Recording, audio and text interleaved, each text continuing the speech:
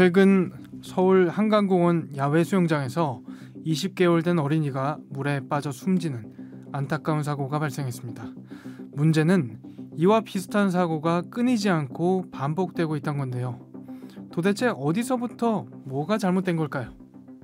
수영장에서 사망사고 난 거 봤어? 이제 막 20개월 된 아이였다던데? 그니까. 아니 근데 안전요원들 없었대? 어떻게 그런 일이? 사고 당시엔 안전요원이 한 명도 없었다더라고. 뭐? 아니 그거 법적으로 문제되는 거 아니야? 그렇습니다. 체육시설의 설치, 이용에 관한 법률에 따르면 수영장을 포함한 실내외 체육시설에는 안전요원 배치가 의무화되어 있습니다. 좀 더 구체적으로는 수영장 업주가 감시탑에 수상안전요원을 2명 이상 반드시 배치하게끔 돼 있죠. 그렇다면 해당 사고의 책임은 온전히 수영장 업주에게 돌아가는 걸까요? 저희 아이가 수영장 카페에서 억울하게 목숨을 잃었습니다. 이제 막 6살 된 어린아이였는데 배수구에 팔이 껴나오지도 못한 채 결국 하늘나라로 떠나고야 말았습니다. 수영장 안에 그렇게 위험한 배수구가 있다고 미리 알려줘야 했던 거 아닌가요? 업주에게 엄중한 처벌이 내려져야 합니다. 지난 2021년 경기도의 한 카페에서도 물놀이를 하던 6살 아이가 배수구에 팔이 껴 숨지는 사고가 발생했습니다. 아이의 부모는 사고 당시 안전요원이 배치되어 있지 않았고 시설의 위험성에 대해 안내조차 받지 못했다며 업주의 책임을 강하게 주장했죠. 하지만 카페 측 입장은 좀 달랐습니다. 반박할 내용이 있어 글 남깁니다. 저는 얼마 전 사망사고가 난 물놀이 카페 직원입니다.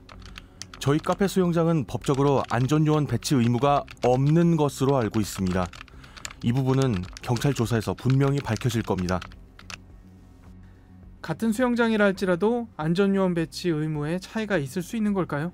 비단 수영장뿐 아니라 키즈카페라든지 놀이터에서도 아이들이 다치는 사고가 종종 발생하곤 하는데요. 그럴 때 법적인 책임은 누구에게 어떻게 물을 수 있을까요? 오늘 사건 엑스파일에서 이 부분 자세히 짚어보겠습니다.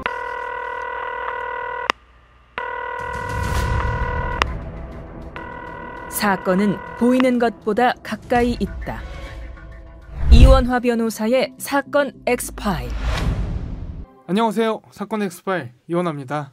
오늘도 로열법무법인 박세홍 변호사와 함께합니다. 변호사님 어서 오세요. 네, 안녕하세요. 박세홍 변호사입니다. 올여름에 발생했던 정말 안타까운 사고인데 이제 막 20개월 된 아이가 한강 야외 수영장에서 숨지는 그런 사건이 발생했죠. 네, 그렇습니다. 지난 6월 말 서울 광진구 뚝섬 한강공원 야외 수영장에서 발생한 비극적인 사고입니다. 이제 생후 20개월 된 외국인 유아가 성인용 풀에 빠져 안타깝게도 사망했습니다.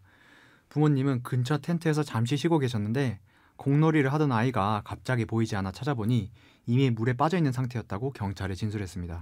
당시 사고가 난 수영장이 보호자 없이 어린이가 들어가선 안 되는 그런 곳이었다고 알려졌는데 어떻게 이런 일이 벌어진 걸까요?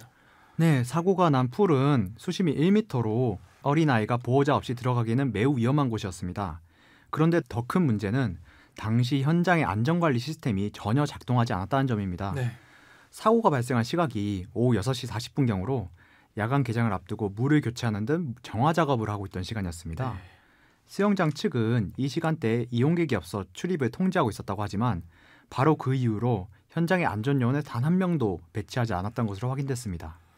설상가상으로 수영장을 비추는 CCTV조차 설치되어 있지 않아 아이가 물에 빠지는 순간을 아무도 목격하지 못했습니다.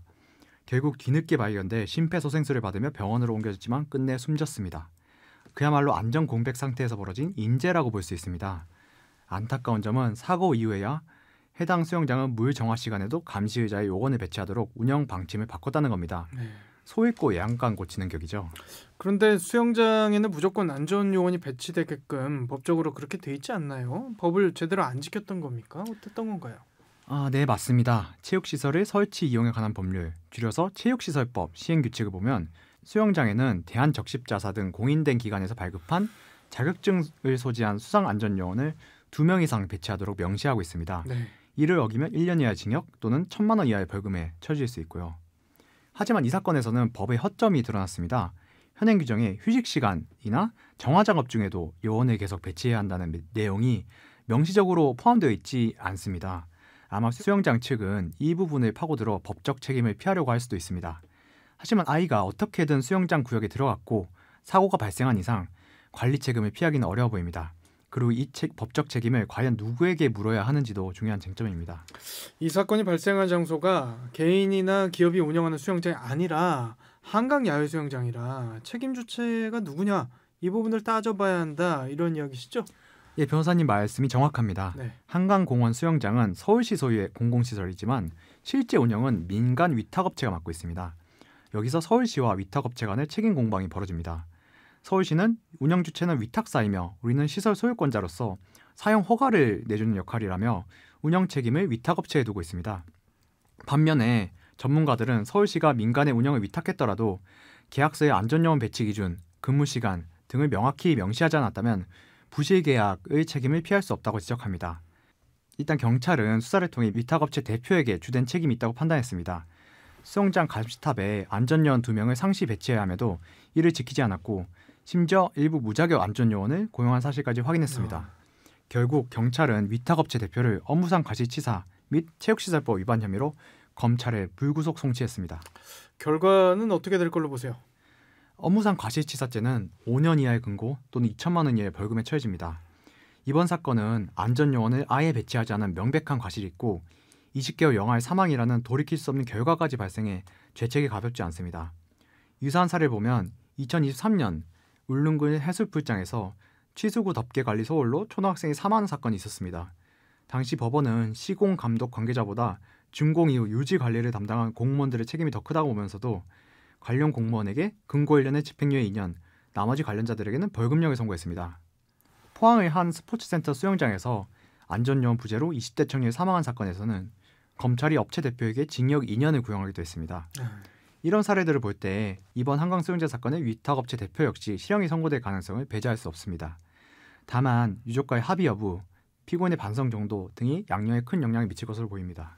그런데 체육시설, 특히 수영장 같은 경우는 안전요원이 배치되는 게 상식 중에 상식 아닌가 싶은데 놀랍게도 생각보다 안전요원이 없어서 사망사고가 발생하는 경우가 진짜 많더라고요. 처벌이 너무 약한가요? 네, 현장을 보면 정말 아찔할 때가 많습니다. 한 언론사에서 구인구직 사이트를 통해 수영장 안전요원을 모집하는 업체 7곳을 문의했더니 무려 6곳이 자격증을 요구하지 않았다고 합니다. 초보 환영 같은 문구를 내걸고 사실상 감시 알바생을 뽑는 거죠. 심지어 자격증이 만료된 요원을 배치하거나 아예 요원 없이 운영하는 곳도 있었습니다. 말씀하신 것처럼 처벌이 약하다는 지적이 많습니다. 체육시설법 위반은 벌금형으로 끝나는 경우가 많고 업무상 과실치사 혐의가 적용돼도 유족과 합의하면 집행유예가 선고되는 경우가 대부분입니다. 사고가 나야만 단속하고 처벌도 송방망이에 그치니 업주들의 안전불감증이 만연해 있다는 비판이 나오는 이유입니다. 참고로 업무상 과실로 사람이 죽거나 다치는 업무상 과실치사상죄는 피해자가 처벌을 원하지 않으면 처벌할 수 없는 반의사불벌죄에 해당하지 않기 때문에 피해자 또는 유족과 합의하더라도 형사처벌 자체를 피할 수는 없습니다. 네. 지금부터 할 이야기, 아이가 있으신 분들이라면 반드시 귀 기울여야 할 내용이 아닌가 싶은데 물놀이가 가능한 수영장이라도 안전요원 배치가 의무가 아닌 곳이 있다던데 이건 어떤 이야기죠? 네, 바로 이 논란을 불러일으킨 사건이 2021년에 있었습니다. 네. 경기도의 한 물놀이 카페에서 6살 아이가 수영장 배수구에 팔이 끼어 사망하는 끔찍한 사고가 발생했습니다. 아이의 부모는 청와대 국민청원 게시판에 글을 올려 수영장에 안전요원은커녕 응급처치를 할 수 있는 직원도 없었고 위험한 배수구에 대한 사전 경고도 없었다며 카페 측을 미흡한 대처를 지적하며 엄벌을 촉구했습니다. 그런데 며칠 뒤 자신의 해당 카페 직원이라고 밝힌 사람의 반박글이 올라오면서 논란이 커졌습니다. 반박하는 글이요? 어떤 내용이었죠? 네, 그 직원은 저희 카페 수영장은 법적으로 안전요원 배치 의무가 없는 것으로 알고 있다라고 주장했습니다.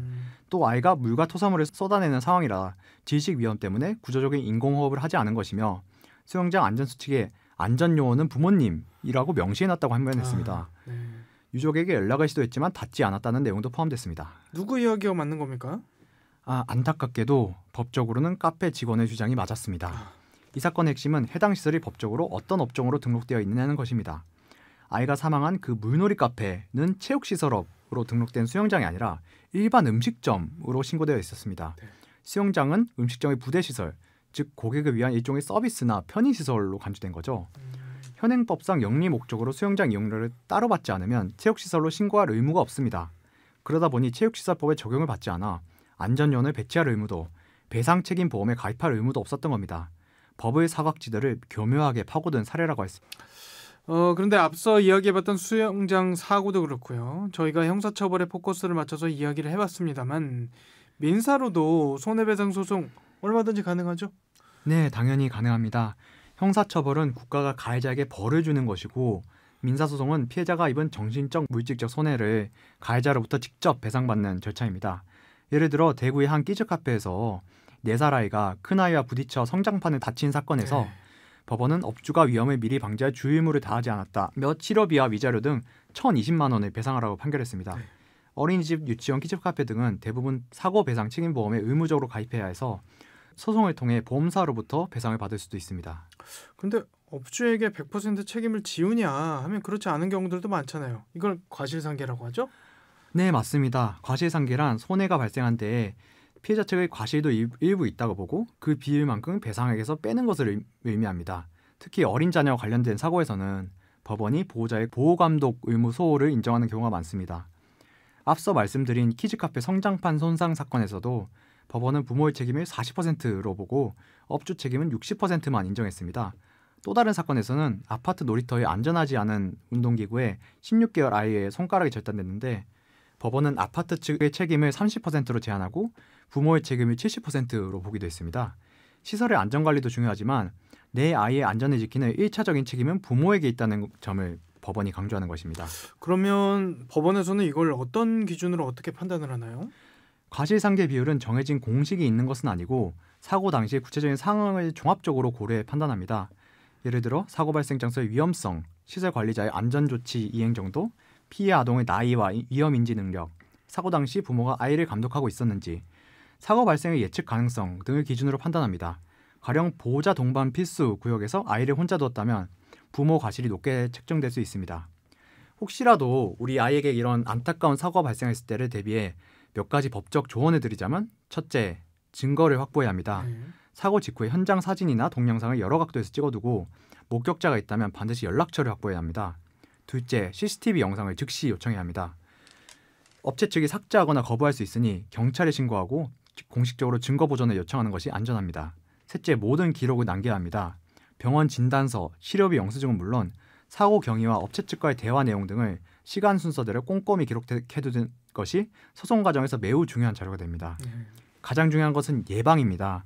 시설을 이용하기 전에 안전요원이 있는지 위험 요소는 없는지 부모가 먼저 꼼꼼히 살피는 습관이 필요합니다. 사건 엑스포에 오늘 저희가 준비한 내용은 여기까지입니다. 끝곡으로 이현우의 헤어진 다음 날 들려드리면서 이 시간 마치겠습니다. 여러분은 모두 변호받아 마땅한 사람들입니다. 사건 엑스파일 여러분 고맙습니다.